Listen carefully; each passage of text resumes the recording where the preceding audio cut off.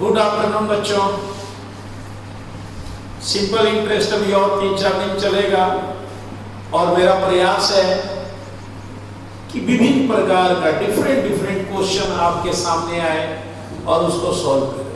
Homework भी मैं इसी से दे रहा हूं, पर होमवर्क में डाउट्स जो मेरे पास आते हैं वो सारा मैथ में क्लास में बता चुका रहता हूं, उस टाइप का फिर भी डाउट्स आ जाता है।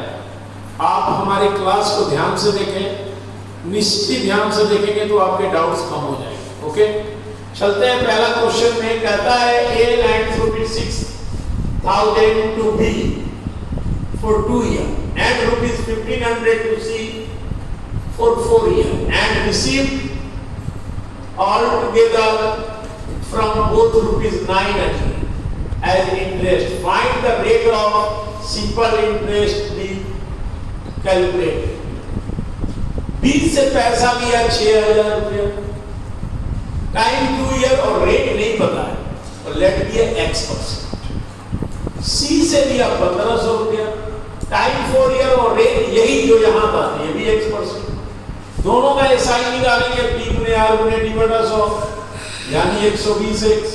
इसका भी एसआई निकालेंगे 1500 गुने X गुने 4 बटा 100 60X। तो दोनों का एसआई मिला के यहां 900 रुपया दिया।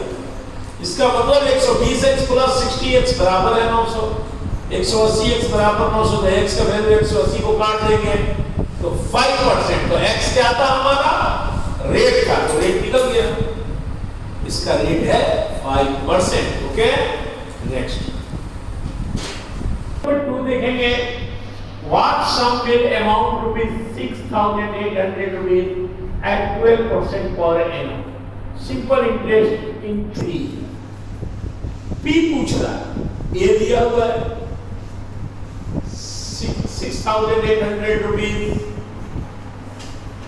R 12%, टाइम 3 ईयर, P बताओ। बहुत सारे सिस्टम है, हम सीधा फार्मूला पे चलते हैं। P बराबर A गुने 100 बटा 100 प्लस R गुने T, ब्रैकेट में होता है R गुने T। 6800 मल्टीप्लाई 100 प्लस 12 मल्टीप्लाई 3 कर दिया RT को। पहले ब्रैकेट का काम करेंगे, 36 आएगा, 100 में जोड़ेंगे 136। जब 17 से काटेंगे तो ये 8 बार में कटेगा, ये 400 बार में, 4 से काटेंगे 25 बार में, 2 बार में, और 2 से काट देंगे 400 बार में। 200 और 25 को गुना करेंगे, राइट आंसर 5000। इसका P था 5000। ओके, नेक्स्ट क्वेश्चन नंबर 3 देखेंगे ध्यान से। If the rate of interest is 10% is split of 8%, then the SI of 5 year is ₹600 more, find the principal. कहने का मतलब है कि रेट ऑफ इंटरेस्ट जब 10% होता है, उसके बावजूद यदि 10% की जगह 8% हो जाता है तो एसआई 5 साल में 600 रुपया पहले वाले का ज्यादा हो जाता है। तो प्रिंसिपल, रेट मालूम है, टाइम भी मालूम है, 5 ईयर, P निकालना है। डिफरेंस ऑफ रेट क्या है? 10% माइनस 8%, 2% हो गया। डिफरेंस ऑफ एसआई, दोनों का डिफरेंस ऑफ एसआई कितना है? 600। तो एसआई का फॉर्मूला लिखेंगे, P गुने R गुने D बटा 100। ये X हमने P को मान रखा है 2% हो गया, 5 ईयर हो गया, डिवाइडेड बाई 100। ये 600 के बराबर है। एसआई 600 के बराबर है। इसको करेंगे 10X बाई 100 काट देंगे तो X बाई 10 बन जाएगा। क्रॉस मल्टीप्लाई करेंगे 600 के साथ 10 को, X का वैल्यू आएगा 6000। ओके, नेक्स्ट क्वेश्चन नंबर 4 देखेंगे। What will be the SI on ₹1500 at the rate 3 पैसा per rupees per month for 3। 1500 रुपया प्रिंसिपल है, 3 पैसा प्रति रुपया, तो 1 रुपया में 3 पैसा 3% होता है। और पर मंथ का दिया है, ध्यान दीजिएगा, एनुअल नहीं लिखा है, पर मंथ रेट है, ठीक है।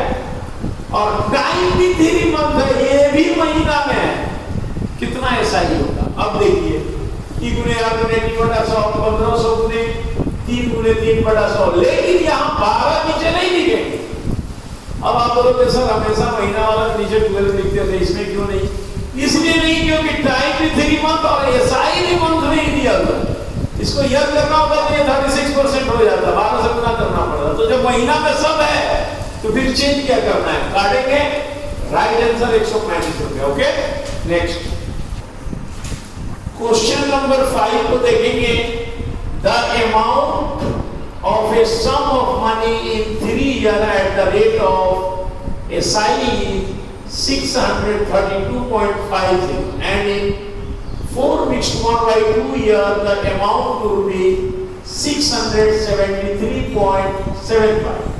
Then find the principal and the rate of interest.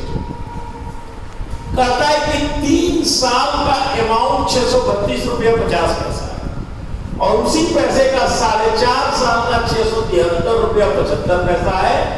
तो प्रिंसिपल और रेट उसका बताया। देखिए डिफरेंस ऑफ टाइम पहले निकालेंगे। 3 साल और 4.5 साल में अंतर हो गया 3/2 साल का, यानी 1.5 साल। महीना में जब तक बढ़ जाएंगे तो 1.5 साल को 18 महीना करते हैं। डिफरेंस एसआई का निकालेंगे, ठीक है।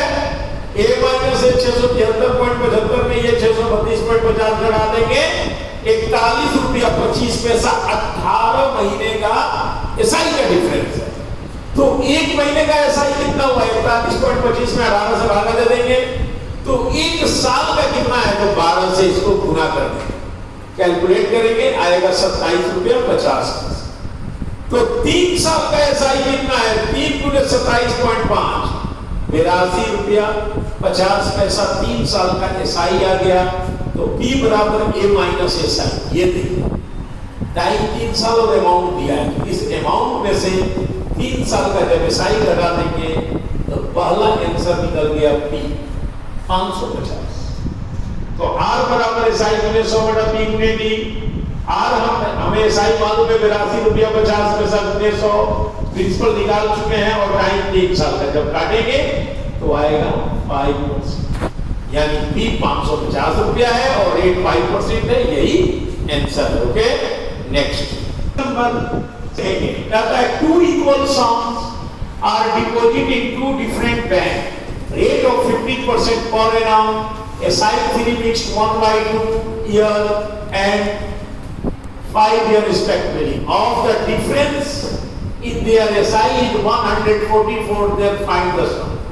कहता है 2 बैंक में हम एक ही पैसा जमा किए, इस बैंक में कितना जमा किए, दूसरे में भी एक 15% दोनों का रेट है।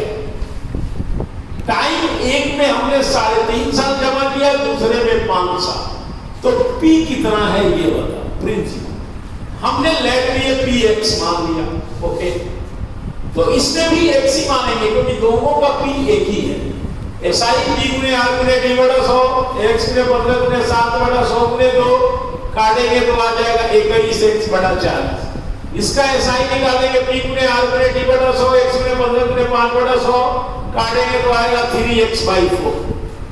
अब ये बताओ, जब रेट दोनों में एक है, प्रिंसिपल दोनों का एक है, टाइम ये 3.5 साल ये 5 साल है, यानी ये कम है जिसका टाइम ज्यादा है, तो एसआई ज्यादा किसका होगा, इसका, क्योंकि टाइम ज्यादा है, सब इक्वल है और टाइम ज्यादा है।